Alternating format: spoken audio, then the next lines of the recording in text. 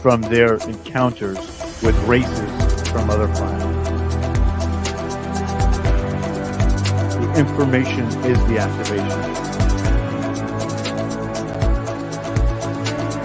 Let's awaken this world together.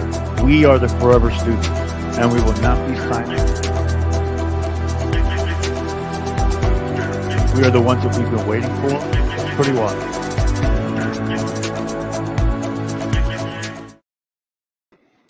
Welcome, everybody, to Full Spectrum Universe. My name is Rob Yox. We are the Embattled Broadcast from behind enemy lines in the once great state of New York. Welcome, welcome, welcome. It is Sunday Night Live. As you can see, I am in my hooded sweatshirt, my hat. Long day at work today, but coming home to do this show and make sure that we got in some information today. So, what we did today is we're going to be talking about source, messages from source. Is source speaking to you? Symbolisms, symbols, and also connections, right? Energies that we know are coming from source that are essentially giving us messages or telling us what our true purposes are and what that means, right? So I want to give a shout out to everybody. We have Michael here, we have Denise, Nancy, Ronnie's here. I believe Selena is here as well. Mandy is here. Welcome, everybody. Welcome, welcome, welcome. Also, at any time throughout the broadcast, if you have any comments, please, please, please throw them into the chat box. Also, at the end of the episode, please leave a comment below so we can essentially push out the algorithm so we can reach more people, right? Before we get all the way, oh, Constance is here too. Hi, Constance. Hello, how are you? Good to see you. So, really quickly, before we get started tonight, I want to talk about what we have coming up over the next few days. On the 21st, 22nd, and 23rd, we will be having our 3-day online conference. This is a Seed Dreaming Conference. This is the last of its series. This is a conference that is 3 years in the making. There's going to be an amazing amount of knowledge being shared at this conference. This is completely free, brought to you by Watchers Talk, Kathy Mason, and Full Spectrum Universe. This is going to be also Stephen and Evan Strong too. They are a part of this. We have so many eclectic speakers coming on to essentially give us downloads and what they want to see going into the new timeline at the end of this split. Also, gratitude. And we talk about a lot of gratitude and what we've been thankful for over these last 3 years. And one of the things that I'm so thankful for is Stephen and Evan Strong themselves. They have changed my life with giving me a ton of information about the out of Australia theory. It truly is just an incredible turn of events when I found out that information. It changed everything. It turned the world upside down for me for a few months, but I did so much research and found out that they were so on the money. That's why they're regular guests on the show. I respect everything and anything that they bring to the table because I know that it is well thought out. It is presented so articulately. Last time we had Stephen on, we talked about Mary Magdalene. That was such a hit, that episode. It really, really was incredible, right? So we have that coming up. We've got a lot of things in the works, guys. And I'm telling you, what we're doing behind the scenes right now is just so incredible. It's so incredible. And I'm not trying to brag or leave you all hanging. Trust me, it will be coming to light soon, right? But basically, we are going to condense information such as what we have here, which is the 7 locusts, right? This is what we're talking about by messages of source. This is the chart that goes with source messaging. The chakras that are above your body, the chakras that reside within your body. But it also talks about a lot more. But this is one of the smaller diagrams that we have put together. And I'm going to create a place where all information will be accessible to all parties at all times on all devices, right? That is the goal. Now, I can't tell you exactly how I'm going to do that yet, but we're working on it. It is going to be the archive of all archives. When I trust me, trust me, it is going to be mind blowing on so many different levels. This is why we need support to help build the infrastructure to essentially being able to manage massive amounts of information going back and forth, right? Because not only is it going to be accessible, it's going to be a place where we can add more to add more to the pot for everybody to enjoy, right? And that's what we're working on. That's what the prelude to that is the Telegram chat, right? So, with all that being said, let's take this is also another truly, truly amazing diagram. And I showed these the last time, but this is what we're talking about, the dimensional time matrix, right? We talked about this a lot in the energy matrix and how our our consciousness is able to reach bounds beyond limits, right? So let's talk about, are you speaking to source? Personally, I like to think that I am speaking to source. Now, the only person who can truly define if you're speaking to source or not, right, is you. People can tell you you're not speaking to source, you are speaking to source. Now, here's the part that essentially is the mind-blowing part. Some people see source as God, some people see source as the universe, some people see source as extraterrestrials. Whatever the source is and the way you communicate with them, are they speaking to you in ways, shapes, and forms? Messaging, right? To messaging. How are you receiving these specific messages? Some people, they receive via even like emails. It's wild to think about that. Some people receive messages via channeling, which means that an entity comes into your body and imprints its thoughts upon yours, right? And usually, channelers, what they do is they use that entity to speak, or the entity uses that person as a vessel to speak to the people. Most times, the channeler is not aware of what is being said until after the fact. Then there's telepathic communication, right? We know that with extraterrestrials, they can basically beam images, light codes, all different things into your DNA, which in turn becomes later on you essentially access it, right? Just like we talk about activations and how activations are essentially it's already there. You're just becoming aware of it. So the activation is an awareness being attached to something that resides within you already, right? And that's the difference between understanding and understanding. So again, there's no diagrams tonight, no presentations. This is just me kind of going off the cuff because as of late, Source has been speaking to me in such immaculately concise ways that it's mind blowing. I'll give you an example. So I'm basically working, and at work, things run through my head. I encounter many people. I essentially hear a lot of sounds going on, things like that. But my brain is able to focus, and my consciousness is able to focus on energy. And a thought popped into my head, and this is what made me kind of think, right? Is this coming from source? Is this coming from my creative side? Is this coming from my imagination?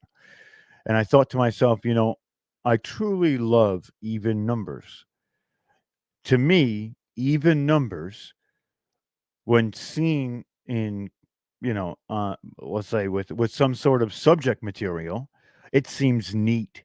It seems tidy. It seems perfect in a sense. Like it's something that it's very very delightful to the eyes to see things paired up properly, right? So then I thought to myself, well, what about odd numbers, right? Can odd numbers find the same beauty in that context? And sure it can. Sure it can, right?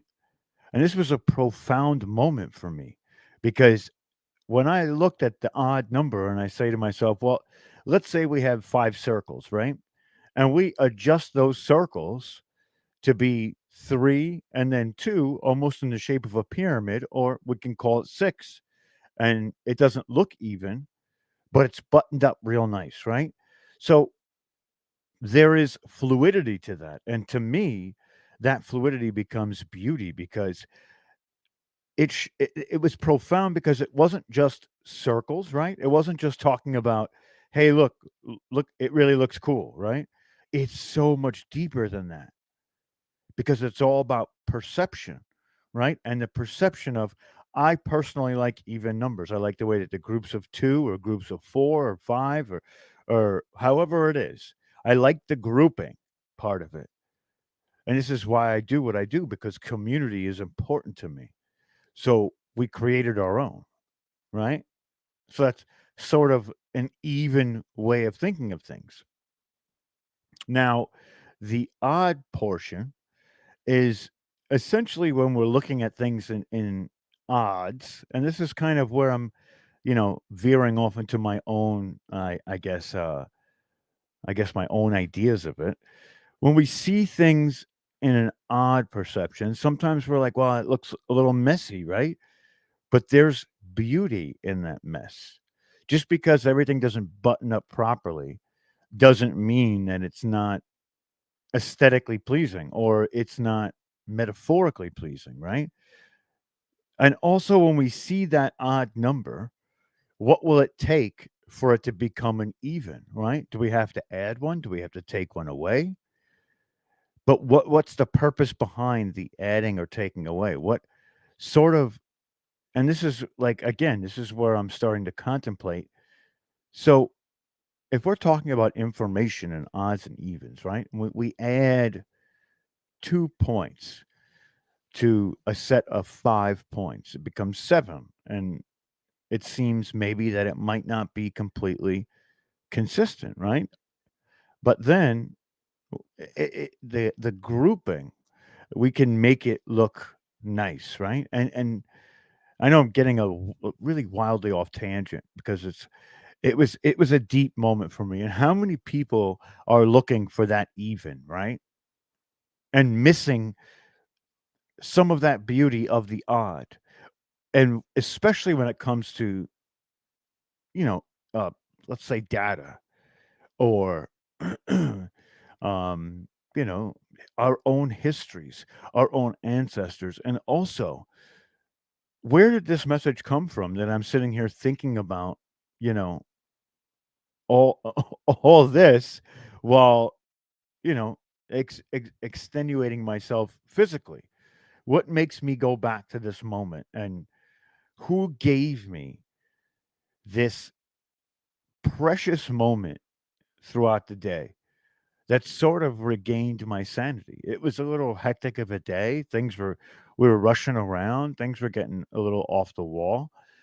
But yet in my head, I was so serene in that moment thinking about what if there's so many odds out there, what do they have to do to find their evens or to create that evens? What do they need? And I think it has a lot to do with relationships and, you know, how that affects our lives, right? And I don't mean just like love relationships, I mean all relationships.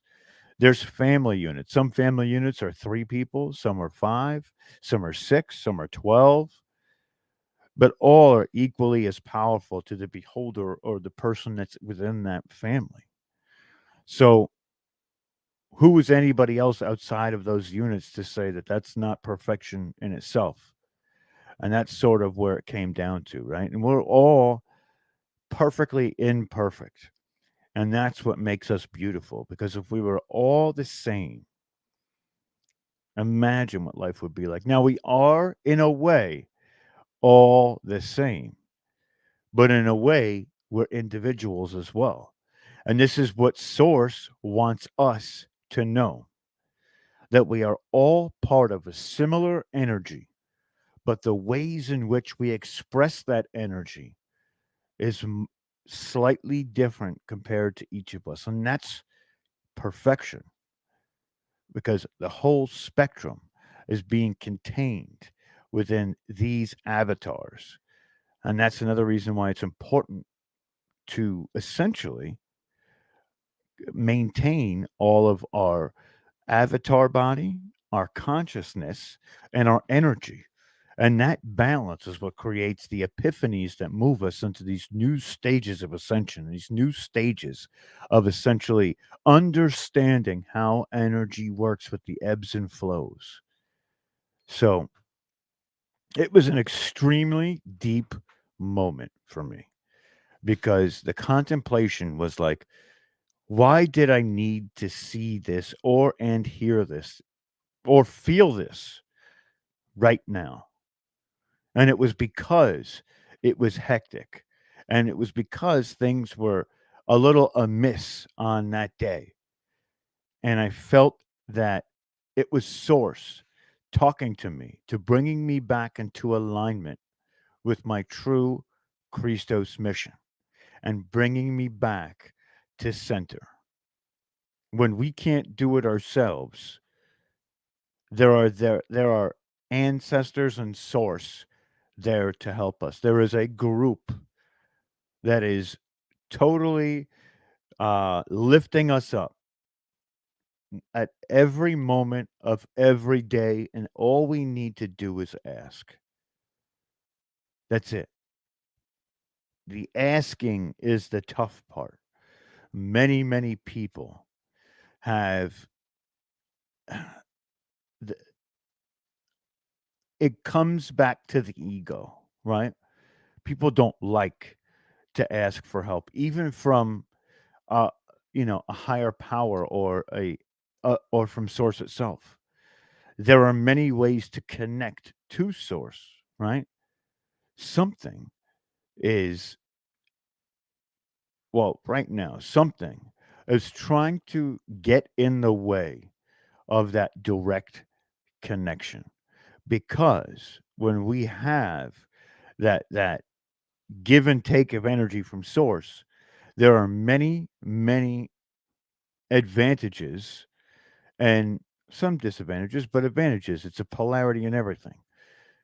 There are so many advantages that the people who are trying to make us be capitulant to their narratives, to their ways of life, to whatever they believe, they have to get in the way of that. And there's a lot that we could talk about within the religions that has been corrupted, and they want to be that blockade of that direct Source energy. Now, on this channel, we talk a lot about church and faith, and it comes down to two statements. Faith is immutable because it's given to us via Source. Church is corruptible because it's ran by man, and men crave power, men crave finances. That's when I say men, I mean men and women. Man as in mankind. So there's a lot there, right? But to get back to Source messaging, divine timing is plays a tremendous role. And that was kind of what I was showing in that last story. And when we access Source, we have a complete library of every life that we've ever lived. Every time we've circled this planet or this globe or whatever you believe in, this flat disk, doesn't matter. Every time we've had a rotation in this incarnation or a different carnation cycle, Source is aware of it, because when we access these innate memories within our own DNA that are there for ours for the taking, when we access it, we essentially are tapping into that divine Source. And that divine Source is giving us, I guess, a pathway through energy to access those memories. And how many people have gone through past life regressions or have tried to tap into those incarnation cycles and see the difference in who, what, and how we were during those times. I have done this extensively. I have extensively went back into my own direct archive to understand my source energy and what my source energy craves, what my source energy needs to do in order to have a fulfillment within each incarnation cycle. And that's one of the reasons why I believe tomorrow we're going to do it's either going to be called Echoes of Atlantis or Whispers from Atlantis. And I'm going to talk about my time on Atlantis. That's part of it. But we're also going to be talking about other people's times on Atlantis through past life regression, hypnotism, and essentially meditation. And one of the things that I love looking at as well is that when I'm in this meditative state, I'm able to transmute and transduce energy back and forth from source. And this energy is filled with everything from information, emotion. It's essentially a map. And that map starts me in a direction. And then from that direction, I access my own archives. And that archive is so vast. And it's wild because back when I used to go to mediums and psychics because it was something to do, and I knew a lot of these people. And a majority of them sat there and said, "Do you understand how many times your soul has incarnated into this universe?" And I said, I think a lot. Like, I'm pretty sure it's a lot because everybody else is telling me it's a lot." And a lot of them came to the same conclusion where they said that I was one of the oldest souls to walk in this incarnation or this cycle of this universe, right? Since the inception of the universe, I have been here. I have come in and out of incarnation cycles and have been on many different planets over many different time periods. And it really is incredible when we start to look back at those times. There are times within my own timeline, especially right before this incarnation of myself, where I stayed with Source for a while and was helping the essence of the consciousness of children to move to a better place once they've left this plane of existence. And I know that too. And people have told me from different ways that, I was an angel for 50 years. And my time as an angel was to help children cross over and not be alone or scared when they did that. Now, to me, that's, it, it's hard to grasp your head around because I really believe that something like that had happened. And I have some memories of that because my consciousness has, an affinity towards remembrance and archiving things. I mean, I don't know if you see Wild Fox in the comments, but sorry, bud, I'm not a psycho at all. But it's okay, man. We can think whatever you want. It doesn't phase me at all. It's fine. But but before that, I was in World War II, and I remember life cycles during that time period as well. I even remember my death during that time. And I was young at the time. I remember my days back in Ireland, in the mid 1800s. I remember my time in Atlantis. I remember I could tell you a multitude of lifetimes. I remember being of the Sumerians and doing the beginning things in life and having a life and again dying young and I had gotten really sick and when I was really sick there wasn't a lot to really do, but just to let it all take place. So I've gone through a couple of past life regressions, not through hypnotism, but through psychic mediums and things like that. And it gets pretty wild. And The next question I had was, why would Source want me to see this? Especially, thank you, Neo. You're incredible. I really, really appreciate that. Thank you. All of those funds go towards this tremendous archive that we're all going to be able to access. So I appreciate that. But why would Source want me to see some of these lifetimes or any other lifetime but the one that I'm in? Why would Source want that? But Source does. It does want that. It does want that, and there's a reason for that. The reasoning is sometimes you could say it's, it could be different for everybody. I'm not going to say what the real reasoning is for that, but there is reasoning behind this path.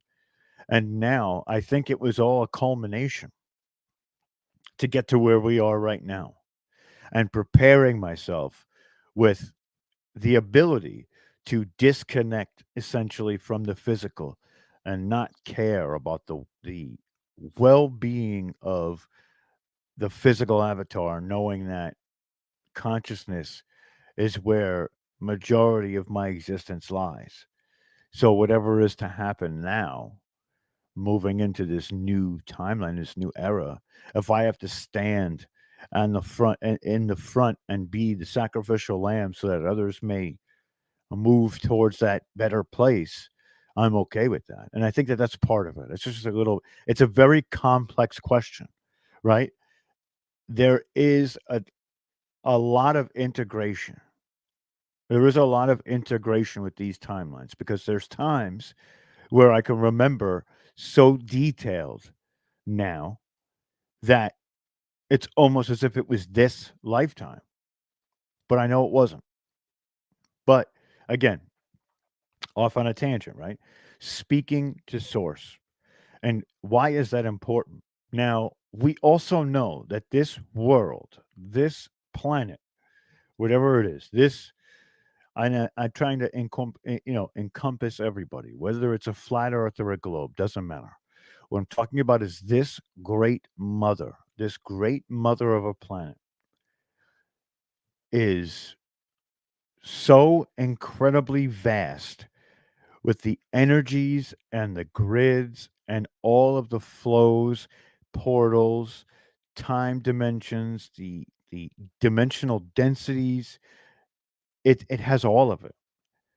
So there's an experience in each grid, and those grids are accessed only when source allows it, right? Source is essentially teaching us to be able to adapt to these specific frequencies that reside within these grids. Because if we jump into a grid that we are not ready for, it could potentially harm us physically, mentally, emotionally, spiritually. And Source doesn't want that. Source wants us to be able to integrate into that system, but also thrive within that system because we do source work within that system, right?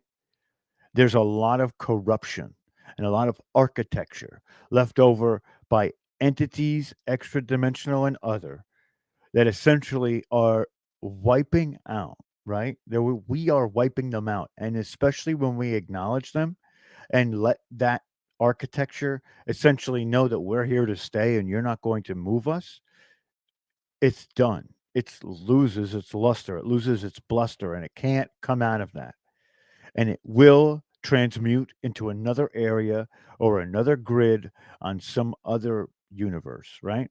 Because nothing ever truly goes away, right? Energy is constant. So you can only transmute the energy. It cannot be destroyed. It can only be transferred. So this is one of the reasons why source and speaking to source is important because source gives you the beginner's manual of what that energy feels like. It also takes from your experience, and when it source takes from your experience, it gives back other experiences. It's just like when we talk about our higher selves, right? What would be the point to access your higher self if that higher self didn't give you some sort of I guess, leg up within the energy compendium of the planet, and it does. What else does higher self do? Your higher self is a higher consciousness being fractal of you. It's probably a more you're a fractal of it, I guess is a better way to put it, but it monitors every fractal of your existence across every dimension of reality. And it also has a complete and direct connection to source. So majority of the time when we're contacting our higher self, we are contacting the liaison to source, right? So this is what I believe, right? I believe that your higher self is a lens. And every person that is, or every fractal of you in every dimensional reality over every time period of every, of all timelines report back to your higher self. And that higher self relays that information to source. Now, a lot of people don't realize that when you access your higher self, you can access the other aspects of time or your timeline or timelines that you're not even a part of, or access these parallel or alternate realities, and you can figure out things from that information as well. You can even view them. You can go into that fractal of you and spend time in a parallel universe or a parallel reality. That is possible. Not everybody can do that, or everybody can do that with training, but not everybody is adept enough to do that. I personally can only do it for seconds at a time. I can't do prolonged periods in a different reality. For some reason, my higher self whips me back here, just whoop, real quick. It gives me a couple of glimpses, and I can look around, and then whoop, off I go. And I think that that's because I don't have the stamina enough to stay there, and I will be stuck there if that happens. So I'm not adept enough at it yet to be able to prolong periods there, right? And all of this is due because Source is giving me glimpses. Again, I told everybody last time I was on that I'm the archivist.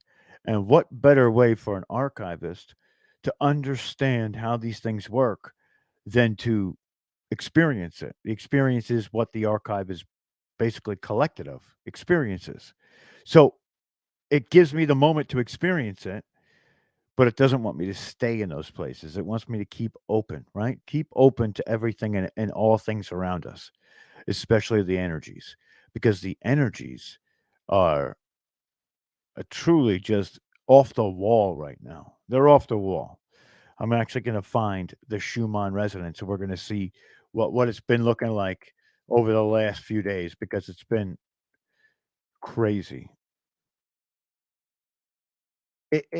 It's I wanna say yes to it feels like astral travel, but at the same time, it's different, and you can tell. There is something more concrete about it, right? There's something more physical about it. There's physical I don't wanna say ailments, but there's physical effects from doing this, especially well, for me. I'm not maybe not be for everybody. I'm only speaking about my experience. There is physical aspects like a chill I get every time I get shot back to me, right? It's this chill, like, "You're not ready yet. Get your ass back to where it's gotta go." And basically my higher self saying, "I'm not gonna keep watching you like that," but it has to, right? It really has to. And it it it does sound like a shamanic journey, and, there was a lot of shamanic things that I've put into practice as well that have helped me to gain access to a lot of these different I guess these different quests, right? They're like I think they're like quests, and I'm like, Johnny Adventure trying to go on a quest or choose your own adventure book, right? So there's a lot that goes with this, and another portion of what Source does is Source never gives you more than you can handle in one shot, right? We know that Source has an understanding of who you are. and it wants us to be living in a way that is within our means, and that's spiritually, physically, financially. Source has our back. The universe puts in front of you what you need in that moment, no more, no less, right? And this is the beautiful uneven pattern, which is kind of what we were talking about, that source abides by, right? It gives you what you need when you need it. All you need is ask. Now, asking again is the hard part. That is where things get a little rough. Asking is not easy, but when you do, magnificent things come of it, right? And I really want to stress that because I was raised Italian. I was raised to, you put your head down, you work, you do your thing, and that's it. Now, I shattered those paradigms a long time ago. Again, there are still parts of me that reside within that paradigm as well because I don't want to forget my heritage. And that's kind of where my loud mouth comes from. It's where my temper comes from. There's a lot of, I guess, aspects of myself that I can attribute to being raised that way. And a lot of them are positive. Like, I don't put up with bullshit because I can smell it from a mile away. But I was always taught to stick up for myself and not get walked on because of that. So there are certain areas where it works, but there's certain areas where it doesn't. And this is essentially some of the tools that I've been given at a young age to cope with, I guess, interactions with experience. So there is negative and positive aspects to everything. It's again, it goes back to perception. And I kind of got off tangent. I forgot what I was even talking about. But so there's a lot of work that we have to do. And a lot of that work is because Source wants that work to be done by us. Again, Source doesn't give you any more than you need or any more than you ask for because it doesn't want us to go into, you know, the negative area of mental illness and things like that. And the energies from Source can be very, very powerful. And that's another reason why we have to make sure that we safeguard ourselves before doing a lot of these different aspects of jumping into timelines and looking through parallel dimensions. You have to have anchors. And Source will tell you that. Source is it's this unity consciousness that's out there. But there's entities that reside within that source bubble. They're not source itself, sort of like the guardians of source, right? And those entities can tell your higher self and your guides what your plan is. And your plan comes down to and what the epitome of it should be. So we have to start looking towards those guides. And again, our ancestors, and this is kind of where I wanted to go before with the Italian thing, are very much like angels, but angels are only some of the lower end hierarchy that goes up there, right? There's certain people who just watch. There's certain people who interact. There's certain entities that essentially reside around us all the time. But our ancestors are this link too. People, we talk about the paranormal quite a bit, and people seeing their ancestors. And I'm going to tell you a story in a little while about my grandfather, and it was long after he was deceased. So these ancestors are not just the ancestors of this incarnation cycle. You know, there are ancestors from each and every incarnation cycle. And what I like to say about the entities that are our ancestors and whether they come physical or non-physical, what happens is they are transitioned to a higher frequency. So they could be walking next to us, but our visual cortex would can't see them because our avatar can't essentially see that unless it wills it to, right? We have to change our frequency to be able to tap in. And that's why spiritual mediums are so adept at changing their frequency to interact with these entities. Now, these entities, they reside here, but they're like the fifth, sixth, and seventh dimensional entities. They're different. They're here, but they're not. They're sort of a future version of here, and they reside there. So they have to come to us and lower their frequency to interact with us.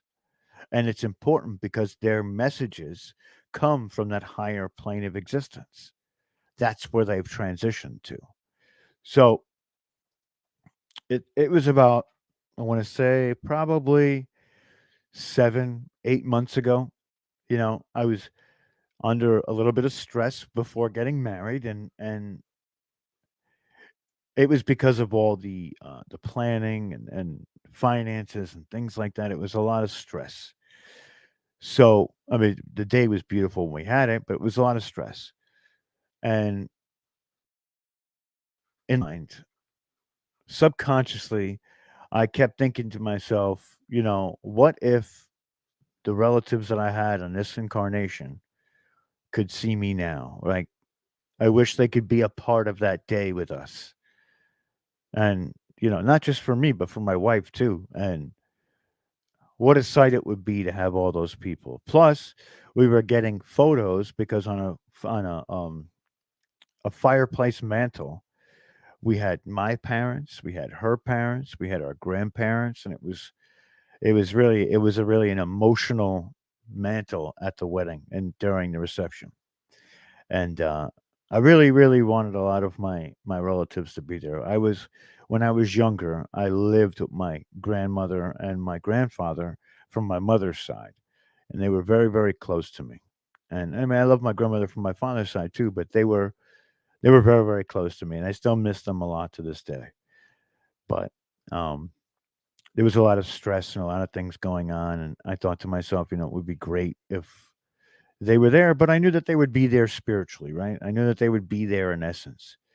And one night I fell asleep and I started to lucid dream pretty hard. And I can tell when I'm having a lucid dream and sort of having an experience as opposed to, and this is well before Christmas too. And I'm in this room and I don't know what's going on. I'm kind of just hanging out, talking to whoever's there, and it's nobody I really know. And then all of a sudden, I see Santa Claus pass towards my left. And you're going to say, oh, Jesus, he's talking about Santa Claus. No, but I stopped Santa Claus for a second, and it was my grandfather. And I looked at him and I said, how are you just going to like walk past me and not speak to me? And he had a look in his face saying that, essentially, I didn't want you to be upset that I was here and get emotional about, having contact in a way. And I thought to myself, well, it's really weird you're in a Santa Claus outfit. Why are you in a Santa Claus outfit? I didn't say that to him because once I realized it was him, and after I looked at him for a second, I grabbed him and hugged him so tight because I missed him so much. And I'm trying not to get emotional talking about it, but I missed him so much. He was, a really important male role model in my life. And I felt the embrace in a way that when you hug somebody so tight, you feel it and it lingers for a moment. So I wake up with my arms outstretched and tears in my eyes because it was an emotional moment. And I said to myself, I said, that was kind of odd that he was in his Santa Claus outfit. It could have just came to me and essentially, just talked to me. But I told I didn't know if I should, but I talked to my godmother about this. And I was gonna talk to my mom about it too, but I didn't wanna make her upset, you know? It's her father. I don't wanna bring that up a few months before the wedding. I want everything to be good. And this is really weird for me because I don't really talk about myself much, but so I went to my godmother and I said, I had this dream, more like a vision, a little bit. And grandpa came to me in a Santa Claus outfit. She goes, "Well, of course he would." And I'm like, "What? What? What do you mean, of course he would?" She goes, "Don't you remember that every year he used to play Santa Claus down at a clubhouse for all the children around a lake community, um, where we used to live?" And I said, "I do remember that." She said, "That was one of his favorite things to do. And that was one of his most happiest moments ever. So, of course, he would come to you like that." And it was like, boom. It all made sense. My grandfather came to me to support me in my time of when a difficult time, and he wanted me to know that he was going to be there. And that's what he was telling me. And that's why when I hugged him, it felt so real, so 3D physical real. And I've seen him a couple times since then, and now I have a more direct connection to my grandfather on the other side, and it mostly comes through dreaming. And I'm a happy man for that. Like that's something that Source gave me, right? And I'm blessed to be able to do that. And it really was just an amazing moment, and I will never, ever, for as long as I live, forget that because of the impact and how powerful just that moment was for me. And, these are and here's a question I would think about is if I wasn't doing what I was doing n if what I'm doing now with examining and exploring all of the consciousness aspects of life and the non-physical things and the hidden histories, would I still have been able to see him that way or seen him at all?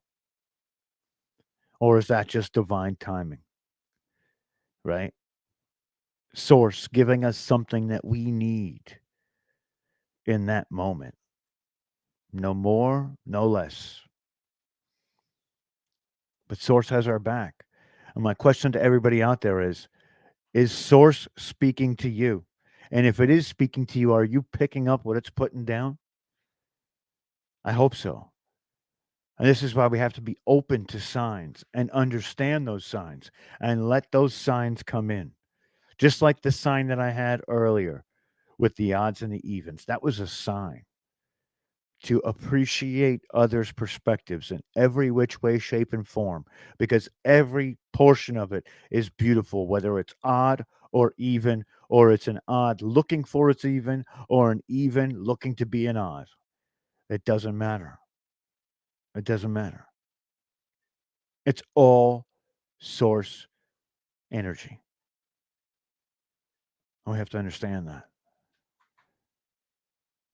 So, this is what I wanted to talk about tonight. And I wanted to ask out there in the chat, is source speaking to you?